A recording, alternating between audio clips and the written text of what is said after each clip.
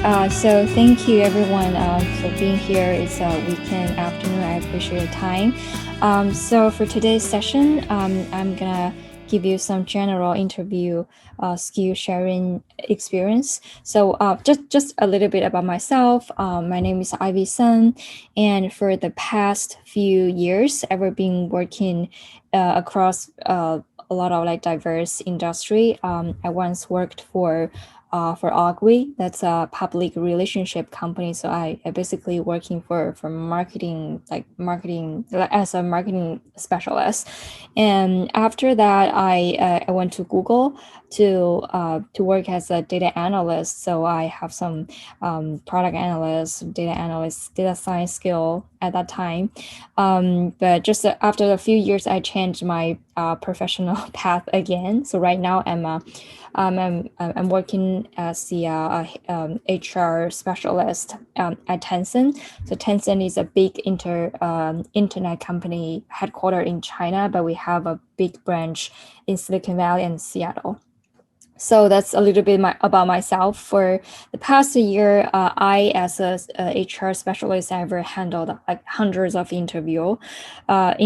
So I have some experience, and I'd love to share some of my experience from the interviewer aspect. And before that, I, as the job seeker, I have attended like maybe also around hundreds of interview.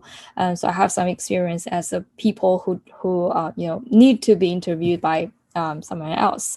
So I guess that this is the brief introduction about myself. So for this specific session, what I want to share is mainly just two parts. What I want to say is because I was told that most of my audience here is I know around 20 or 19. I'm not sure. So I assume you're very just young students who are about to enter the society and with very little knowledge about how the interview looks like. But the first I want to tell you is just that's nothing. It's a very small thing. It's not a big deal. It's just someone from a company who want to know your story, or want to see if you have a possibility to work together. So just don't panic. So okay. So two main parts for today's session. First, I want to talk about what the typical interview looks like, and I'm gonna break down into the specific part, like what's a common question you're expecting to see in a typical interview, and also some general tips. Very very simple. Okay, so first of all, I want you guys to know that it's very important to prepare.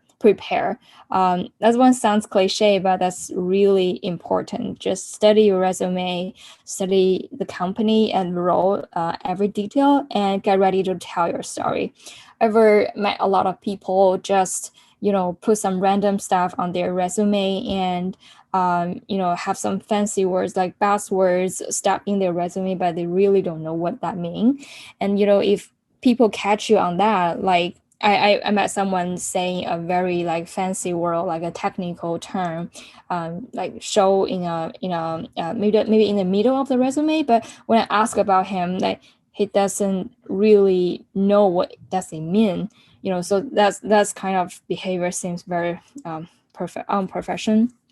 So that's some general tips. And here I will walk you through that what's a typical interview looks like.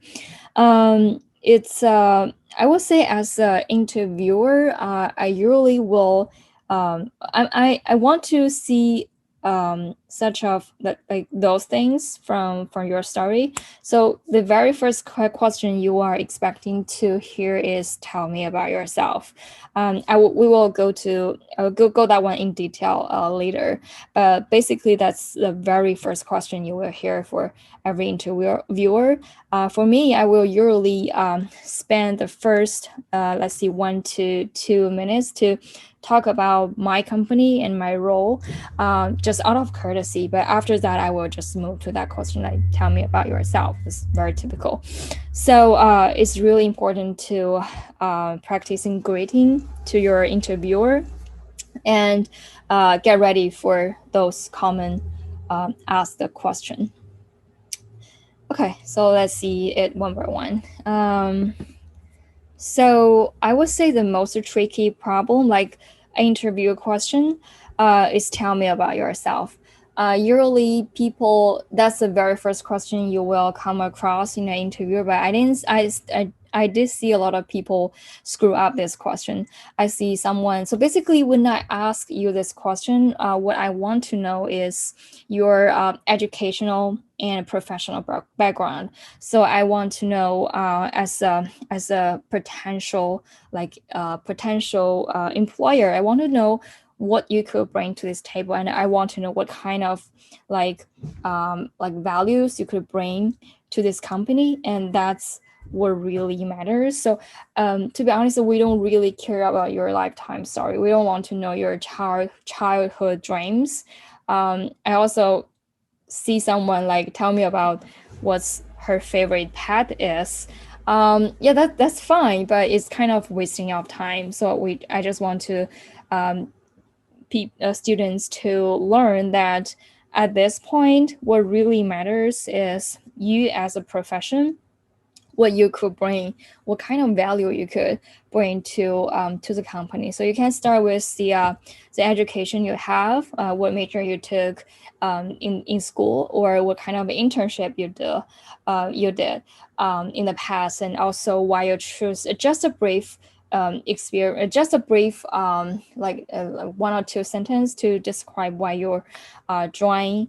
Why you want to this why you apply this role at the very first time, so that people feel that you did your homework, you did your research. So that's really important.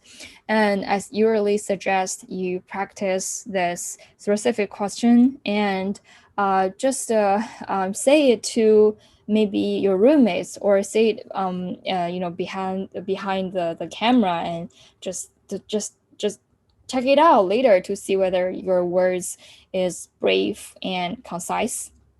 So that's my first suggest on that.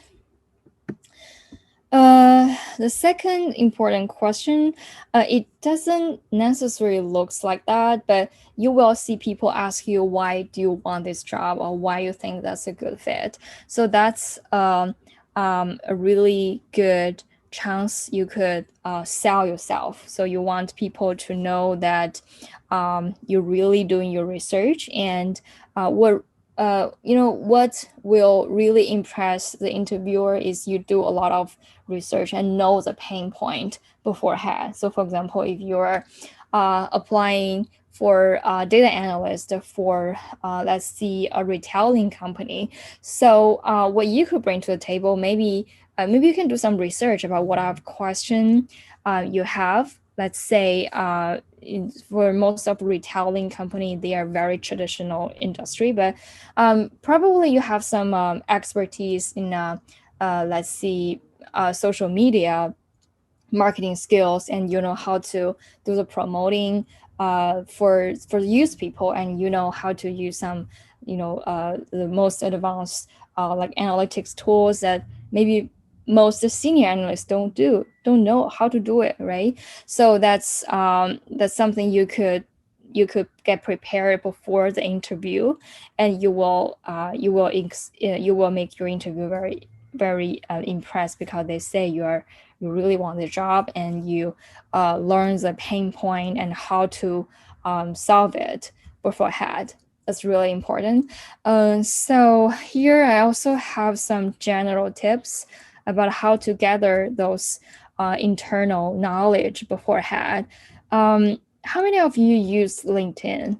I would say that's the most powerful professional network tool I've ever seen. I use it a lot. As a recruiter, I use it on daily basis. But before that, before I entered the human resource field, I use it also very often. And people on LinkedIn are more, I would say, open-minded than yourself. So you could just send them the cold call email, or just ask them for a coffee chat, a random like coffee chat, or just let them know that you really want to know the company they're working for, and the specific role they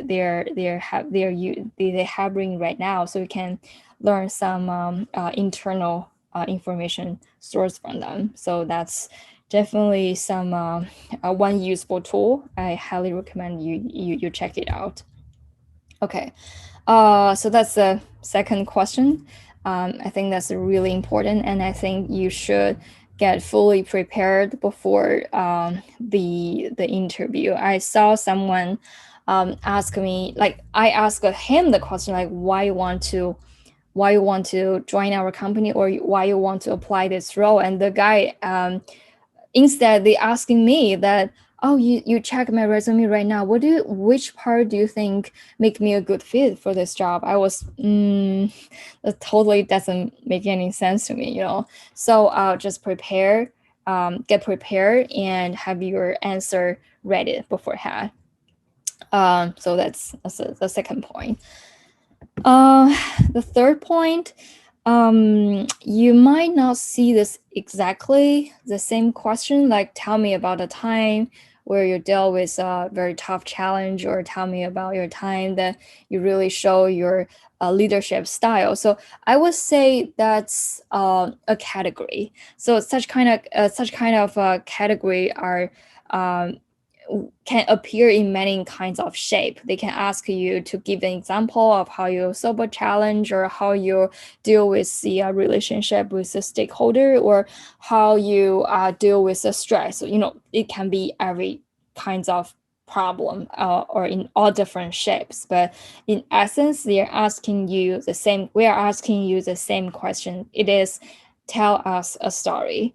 And by telling us a story, you want to demonstrate your skill and your strengths in that story. People love story. People don't want you to just repeat some bullet point and see something really vague. They want examples. So I think storytelling skill is really important for everyone, especially in an interview scenario. So here I want to introduce what we call the star master. So the so-called star master, in essence, is a framework. So the framework you could use to break down a very specific question. So for example, if you want to answer a question like that, I want you to thinking about if you have touched all those four bullets. The first is a situation. So you want to give your interviewer some context, or just some background knowledge, that what's kind of scenario, or what's a situation back then, and why you're in trouble, and or what kind of problem you're facing. So you want to give them a very specific background story. So that's the first step. Also, you want to say it very clearly, that what kind of task and action you took at that time. So I met a lot of people. Just for example, I usually ask them to describe one project that they feel the most proud of, but very few people could give me a very satisfying answer, because they usually say, oh, my team and just made a decision, blah blah blah, or oh, my manager told me to do something. That's okay. Maybe that's a real scenario, but what I really want to hear is what you did. You want to emphasize your personal part in this story. You want let me know that what kind of task you handle back then, and you want to know what kind of action helps you to solve this problem, or even you can tell me some of your let's see your inner thought on that, or what made you make the final decision like that. You could tell something like that to me. So that's really important, and give me details, like people understand what happened at that time, and make people know what you play, what's your role back then looked like. And finally, last but not least, I want I think everyone should just specifically show what's the result. For example, if you think that's the best project you've ever done, you'd better give me some numbers, like very specific numbers, saying that, oh, after I improve that workflow, we successfully increased, let's see, some metric like conversion rate or some very significant metrics to a certain like let's say 5% or 10%, you name it. Just give people the specific number and let them know your project leads to somewhere. It's not just a normal project. You want people to really acknowledge what you have done.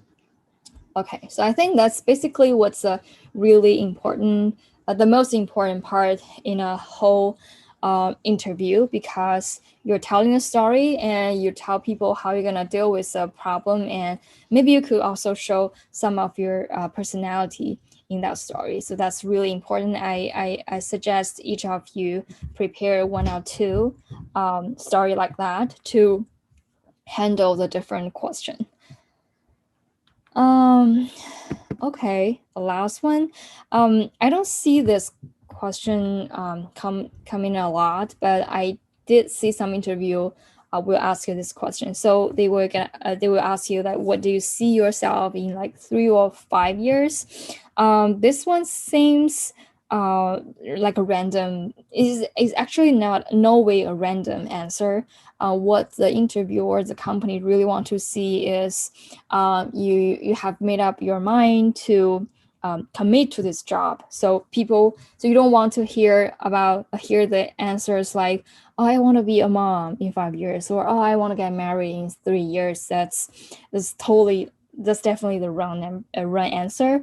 Again, every dialogue in a conversation, like in an interview, it's about your professional life. It's about your academic. It is about your professional goals, your career paths ahead of you, and people want to hear about that. You want to stay with the company for a long term, or and we want to hear that you have a very clear career path applying in your mind. So it show that you're a well-organized person. That's really important. So I can give you some example on that. For example, like if you're applying for a junior analyst at this point, you could say, in 3 years, I want to be a like senior analyst to handle more project independently. Or in 5 years, I want to be like a general manager in a specific field or a specific product line. And I wish I could make more impact or scope, have a bigger scope at that time. So kind of cliche answers, but we really want to, I think that's really important for the interviewer to hear the question like that, that you have a clear career path plan ahead of you. Okay, so I think that's the main part in an interview. Other than that, I just have some like general tips, especially for during the pandemic. We're actually moving like switch to the more virtual ways, like you're doing more interview, like phone interview and like video interview than before. And also people are it's getting harder. I have to say that it's getting harder to get a job, especially for the new grads during this pandemic. I know that's I'm with you. It's been very hard. I've been laid off before, like because of the it's not it's not your issue. It's because of the big economic environment. It's not that new grad friendly, I would say. So how to overcome that anxiety. And also I want to add a very small just a small points called the follow-up email. I don't know how many of you have done this before, but yeah, just I have some thought on that, and I'd love to share with you. Okay, so first is the some general tips for the video and phone interview question. It's pretty common in those days that people are because you will not have any on-site um, uh, like on-site interview. So people are changing from offline to online form. So it's really important to get practice a lot. So first, I would say that phone interview usually is harder because you can't see each other, you know. So in some cases, you just talk over the phone, so you can see the body language or the facial expression for the interviewer. I would say as a part of the professional training, it's really important for us to show a good attitude during the interview. So especially for those people who are not, kind of lack of confidence. Just for my personal point, I tend to be more, more gentle to them because I can tell they're anxious. But if you talk over the phone, you might be more nervous because you cannot see what it looks like for the people on the other side. But not that scary, just get used to it and be yourself and demonstrate the energy and the confidence.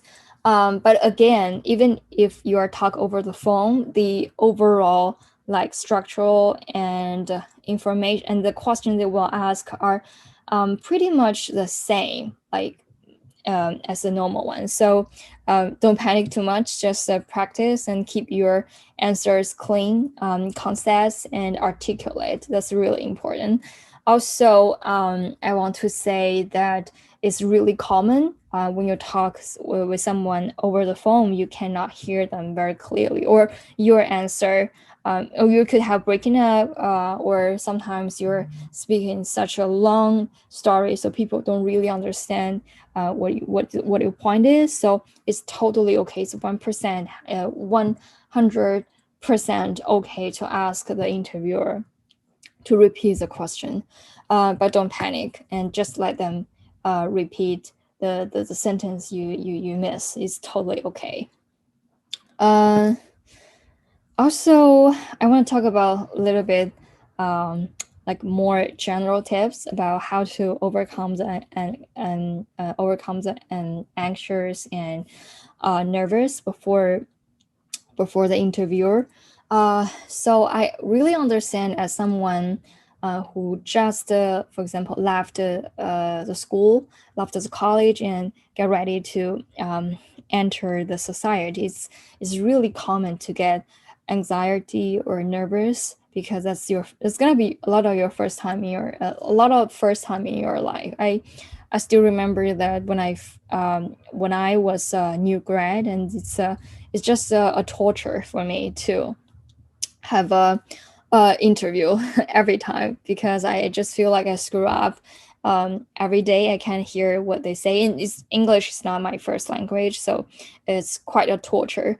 But it's just a matter of time. You will have to believe in yourself. It shall pass. But if you want to get over it more sooner, just practice more. There's no way out, no other way, and no shortcut, just to practice. And sometimes you will, as the time goes by and you get more experience of the interviewer, you will get like less, let's say, um, that's you will have the confidence that if you know what they're gonna say, and you get really well prepared for your own story, this panic just go away. Also, I have just a little tricky, a little tricky advice. Just just you don't want to keep it for serious, but here is a real thing that don't put the dream company at the very first stage of your interview. So for example, if you really want to go to Google, or you really want to go to Facebook, get into Facebook, you don't want to interview with them at the very first point, because you will definitely get nervous, and you cannot if you cannot have a very good performance, it's not enough for you to to get into those top tier company. So instead, you can start with some like very small company or the company you know you will not care to go. And yeah, I don't know whether it's appropriate to say that, but sometimes you can just you can regard those interviewer as your more mock interview like partner. Let them practice with you. So it's okay to fail. It's okay to let them say, "Oh, sorry, I don't think you're qualified for this job," because you don't really care. But after all those practice, you will gain more experience and gain more confidence. And once you get ready, you can go to those dream company you really want. Yeah, but that's a painful process. Everyone should get used to that. Uh, I think I only have the very last one point. So it's called the follow-up email. I don't know how many people really use that trick, but I did this a lot. Like you, especially for those important interview, I send those follow-up email or thank you email every like each single time. First of all, it's nice to have things so you don't have to send out those follow-up email because either you pass it or not, the recruiter should give back to you like in I know in a couple of days or the next week. That's their procedure. They're responsible. Their responsibility to reply to your interview outcome. So you don't have to do that. But if you have time or you really love this job, I think it's won't hurt to send out the follow-up email or thank you email to the recruiter or to the interviewer to say that, oh, I thank you, I appreciate your time and your support in this interview. And that here are some reflection about our conversation earlier, or sometimes I can give you example like when I was still a data analyst, I was doing the interview with the with this Facebook, but I did not solve. So they asked me a code question during the interview, but I don't really know how to do it. But when just after a few like hours after this interview, I figured it out, and I know that's a better answer to a better way to answer that question. So I sent out this follow-up email to show my appreciation, and more importantly to show the interview, oh, I come up with that answer, maybe just a little bit late, but I just want to show that I'm a qualified to solve the question, kind of question like that. And that email just turns out very well. I think they passed me through to the next round. Although I didn't get the Facebook offer at the end, but I think that's a good practice, and that's a good example to show that it's okay. You did not make it during the interview. There is some chances you can make it up, and that might be the follow-up email, and you may want to use it when it's necessary, I would say. Okay, I think that's some general tips I have for you guys. I actually want to leave more question in our open discuss section to see what kind of question you have, or maybe we can just create an open discussion, like conversion room here to see what's your comments or thoughts on that. Okay, Handy, I think I'm over with my presentation. Yeah, thank you so much, Ivy. I really appreciate you for agreeing to be a guest speaker, and I definitely learned a lot from your presentation. So thank you so much. Okay, thanks. And so we'll now move on to the Q&A session, and we have a few questions up in the Zoom chat. Ivy, can you see the Zoom chat? Uh, Let me just Or I can read it out for you if you like to. oh okay, wait a okay, thank you.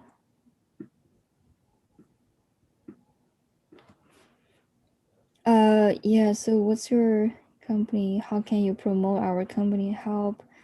What's your best answer? Amir, can you be more specific? What's your question is?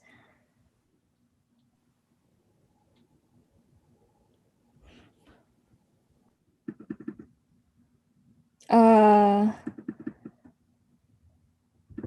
okay, so Amir asked if they ask us in a company interview, how can you promote our company and help? What's the best answer? Well, so typically it's a really what we call the open-end question. So basically there is a no yes or wrong question here. So we are hiring, if we are hiring a new grad students here, we are not supposed to find find an expert, just or a silver bullet to solve the problem, right? So I think what really matters in this process is that you want to show how you thinking about it, how you break down this question. So as I introduced earlier, there is a star model, and there is also some like a similar, I would say the framework you can help you to solve those kind of questions. So basically, so I think the first step, you want to clarify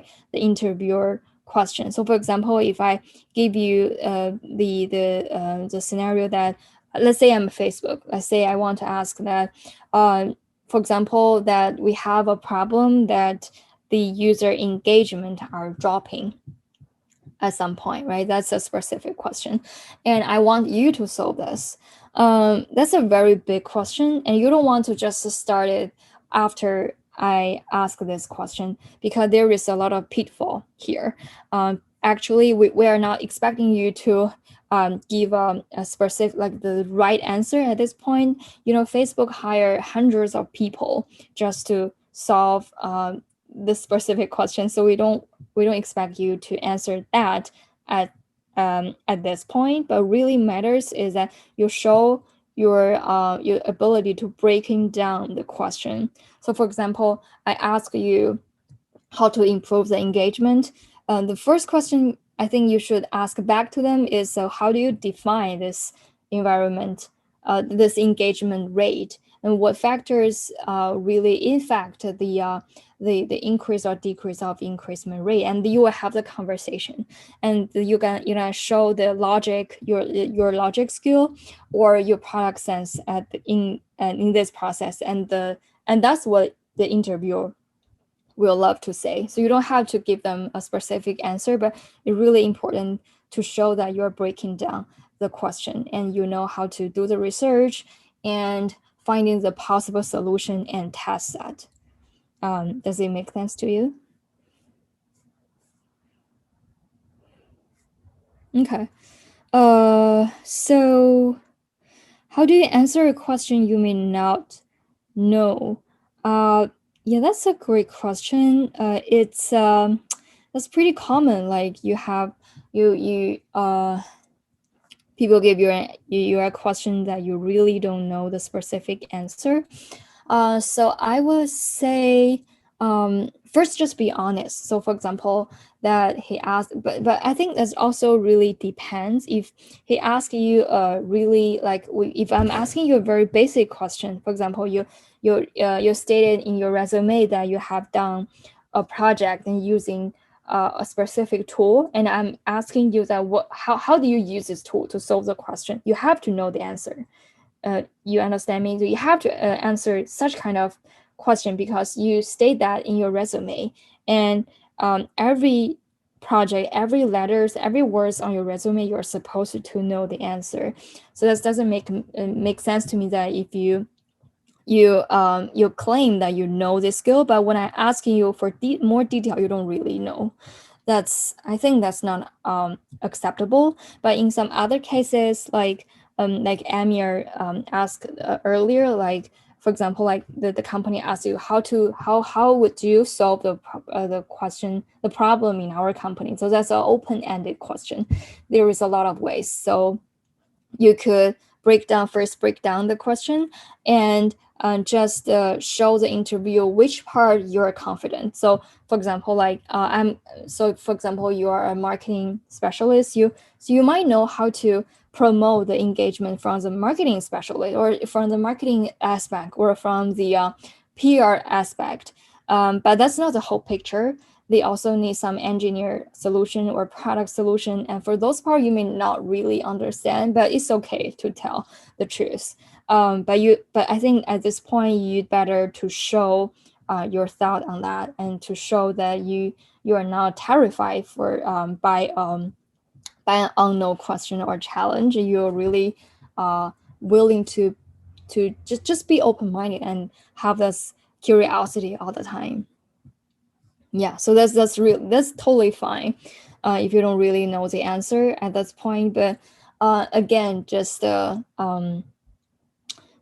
case by case, you have to figure out that is this a basic question in your resume or is it open question. Okay, what else? How do you answer the question? You mean, okay, I ever answer this. Marcus, can you do interview practice in your future? What do you mean the practice session? You mean a session like that or like a mock interview? Oh yeah. Session like that. Session like that. Yeah. If you find this content useful at this point, I'm more than happy to share in the future. Scott asked, what kind of things do you think that we should avoid in an interview? Okay, that's a really good point. I would say there are some red flag you will never want to talk about in an interview. I assume most of you are new grad, but if you're a profession and you want to leave your current job, and you will definitely hear the interview ask that why you left the company. And in that scenario, the worst case is that you badmouth about your last employer and your last company. I did met someone, trying to demonstrate or trying to explain why he didn't do a good job in his last experience. It's totally okay. People succeed sometimes, people fail sometimes, but it's really important to not to complain or not to even worse to badmouth your employer. So that guy is a really success engineer manager, but he the project in his last company just fell. But that's not his his fault. I would say. But when I asked this question, the guy just replied me with a lot of angry and resent to his former employers and college, and he feel like he's totally like he's 100% innocent in this situation, and all fault are others. The companies are shitty company and the just a messy organization. We understand that's your last employer and you must be dissatisfied about your last job, but you don't have to say that. You want to be reasonable and people with gratitude. That's something the interviewer really want to say, really want to see in an interviewee. Yeah, so don't badmouth about your company, your former company, your school, or just don't complain about anyone. And that's a big red flag in an interview you will always want to avoid. Yeah.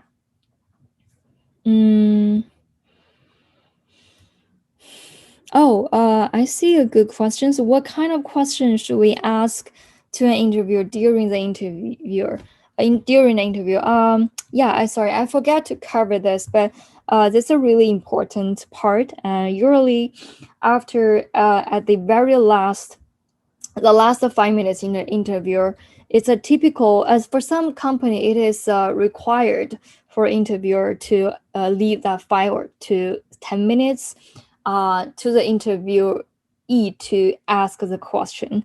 So I would say for most big company, it is a must have question at the end. So again, it's not yes or no or like standard question. What kind of question you want to ask to a company? Really, what I think at this point, what really matters is to show you did the research. You guys hear me repeat these words a lot, like do your research and do your homework. So, for example, I think some good example in for this question is that first, you can ask specifically about this company or about this role. So you can ask what's a working relationship looks like for this role, and or you can ask what's the closest stakeholders for my role. So that's something really practical and also that's important information for you.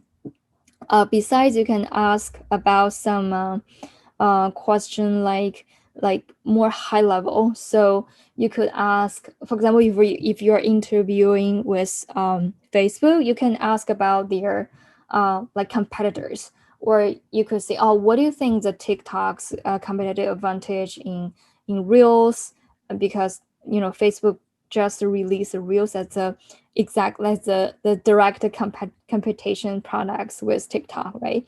So you could ask something like that, or how you see the pros and cons of Reels compared with TikTok. So things like that's more high level question, but it's also show your research or show you have the big picture.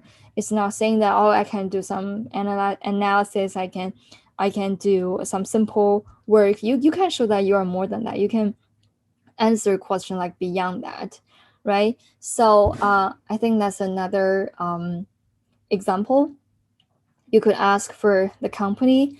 And lastly, you could ask about the interviewer, like the personal question. But by saying personal question, I'm not saying that you ask about like what's your hometown or what's your favorite past. And by saying more personal question, you could ask like so for example, usually you will have the linking connection before, or let's see if you know the interviewer's name, you can check his linking ahead of time. So that's a good example that you can have some like brief knowledge about him, and you can ask why you like let's say you can ask me that why you chose to shift your career direction from data science to human resource.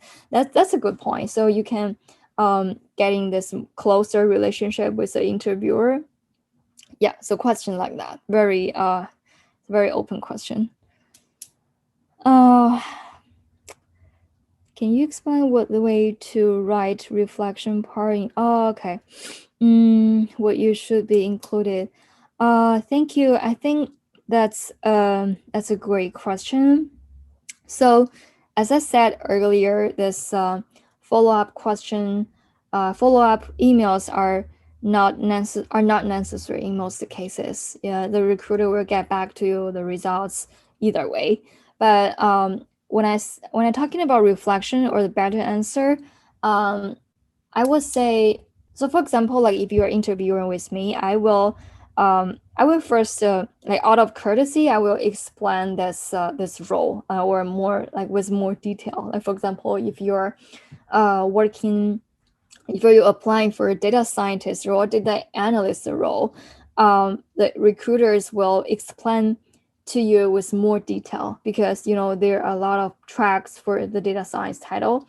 So they might tell you about tell you about more specific like what kind of like the analytics tool they use in the work, or what kind of product you will be working with as a data analyst, right? So the detail like that, they probably will explain to you. And so that's one example you could use as a reflection. You could say, oh, after we talk about those the data analyst role, I feel like my skill in visualization, you can name a few like specific tool like Tableau or Power BI, you could see my experience, my hands-on experience in those tools using could be a valuable experience or could be a valuable add-on in your team. So give them some specific or just an emphasize. So you probably mentioned those points in your interview, but you want to emphasize that and let the interviewer or the recruiter have this have a better impression about your are actually a good fit for this position. Just an example. That's what I'm talking about the reflection. Okay. Yeah. So, Massa, you have follow-up question, or do you, for this like follow-up email question, or it makes sense to you, huh? Okay. So Jason asked, do interviewer give feedback on the interview itself or your resume? It really depends. I would say, when I was a job seeker, I asked the interview feedback all the time for the interviewer, but I would say the reply rate was about 10% or less, because for many recruiter they are usually so busy, and it is not their job to it is their job to get back to you that whether you pass the exam, you pass interview, they decided to move you to the next round or not. It's their job, but they are not necessary to you know to give you the feedback. It's that's an extra workload for them. So I am not sure that people will give you the specific interview feedback, but some people will do like some like very nice interview, or if they have time they will give you some feedback. But here is a problem that I think you're not supposed to get any specific reason because of the California rule. There are some regulations about because people are so political correct, so you are not supposed to see anything about the candidates, anything information about these candidates, about their age, about their race, or about their whether they are single or if they are moms. So all those kind of information are highly forbidden in an interviewer. So they probably won't give you the very specific answer. They can give you a very vague answer saying that, oh, I think you're not a good fit at this point, or we decided to move forward with some more experienced candidates. So things like that. You cannot get like meaningful answers for those interviewer, unfortunately. Okay, so Handy asked, do you have any tips on how we can prepare for different types of interview? I heard that there are group interview, technical interviews, etc. Handy, can you be more specific about you mean group interviews or technical interview? I'd rather have group interviews. Can you explain more about Uh, how we can prepare for those? Okay. So you're not saying that interview for different role, right? Like for analysts, or it can be very different if you're applying an analyst role or a marketing specialist role. That can be very different. That's not the question you ask, right? Yeah, I'm asking the different types of interviews. Well, so typically, I don't see the group interviews a lot. Usually, I see some cases in the consulting form, or that's very common in China. People, I originally from China, so they're obsessed with the group interview form. I don't know why, but from the cases I can see, it's not that common to see. But they're gonna be technical. There will definitely be a technical interview. I can give you an example like how interview looks like at Google or Tencent. Pretty like same. So usually you will have the first one or two round.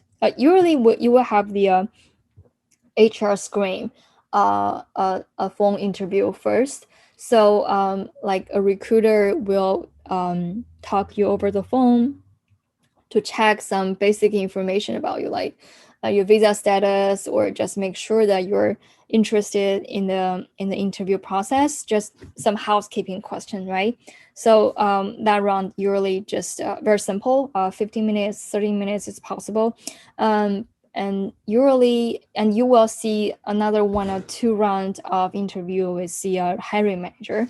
So the hiring manager will be the one who hired the specific role. The headcount will be under his name. So when you're doing the interview question with the hiring manager, they will go into more detail, like the project you did, or for example, if you are applying for a technical role, there gonna be some technical interview, like coding test. That's really depends. So Handy, I don't know what if you're applying for a technical role, but let me give you an example. If you're let's see SD is called a software engineer developer. So very typically you will ask to write some code like with the interview, and then they're gonna ask you a question and a follow-up question when you write the code and solve a specific like a math problem, and that's what they call the technical interview. So that's very very depends on what kind of role you apply. After the hiring manager role and the technical role, you probably have 1 to 2 more runs to go. So usually you will talk with either your close stakeholder or your roommates. Oh no, sorry, no, the teammates. So people from your exactly the same team will give you another interview. So that's I think that's a very typical workflow looks like for an interview at Silicon Valley. And after you finish all those rounds and move to what we call the on-site interviewer. So on-site interview will be a very long process. So you really take your 2 to 4 hours to go inside. Like before the pandemic, you typically will go to the company and meet people in person and have 3 to 4 rounds of interview back to back, and they will have a better knowledge about what kind of people you are and decide whether to give you an offer or not. Yeah. Okay. I think we're run out of time. Maybe we have one more question. Coach asks, is this acceptable? Talk about culture or linguistic background to remove extra anxiety at the first point, and instance I'm internet. Oh, okay. Yeah, definitely. You could. I assume you're saying that, for example, like the interviewer, actually, let's say that comes from the same culture background, or speaking the same language with you, and you can, yeah, definitely. But I would say it's okay. It's okay. You can just mention one, or sometimes I met someone who are happen to be my went to the same college or went to the same high school with me. So I probably will say just 1 or 2 words just to connect with them, but I will not just go too much, because that's a professional interview and you want to show your professional training. You want to show your academic like your academic training and your professional side. You don't want to say too much about your personal stuff. It's okay to just to have some small talk with the interviewer before the interview starts. It's totally fine, but just don't spend too much time on that. Okay. I see there is no more question.